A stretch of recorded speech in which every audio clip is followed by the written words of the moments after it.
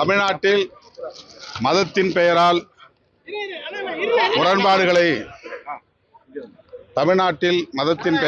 அரசியல் செய்வதற்கும் முரண்பாடுகளை கூர்மைப்படுத்தி மக்களிடையே பதற்றத்தை உருவாக்குவதற்கும்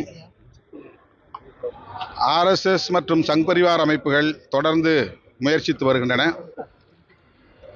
அவர்களைப் போல நீதிமன்றத்திற்குள்ளே இருந்து கொண்டே அந்த வேலைகளை செய்து கொண்டிருக்கிற நீதிபதி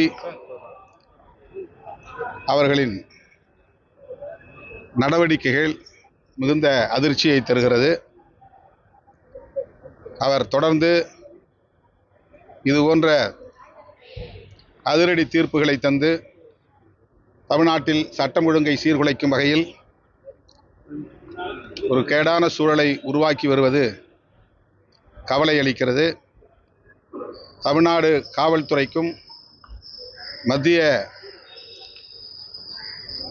காவல் படையினருக்கும் இடையில் ஒரு மோதலை உண்டு பண்ணக்கூடிய வகையில் மதுரை உயர்நீதிமன்ற கிளை நீதிபதியின் தீர்ப்பு அமைந்திருக்கிறது. இது மிகவும் வேதனைக்குரியது.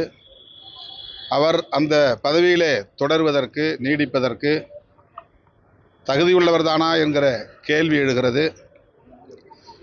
மிக பொறுப்பு வாய்ந்த அதிகார பீடத்தில் அமர்ந்திருக்கிற அவர் சட்டம் ஒழுங்கு ஆகியவற்றையும் கவனத்தில் கொண்டு நீதி வழங்கும்படி வேண்டுகோள் விடுக்கிறோம்.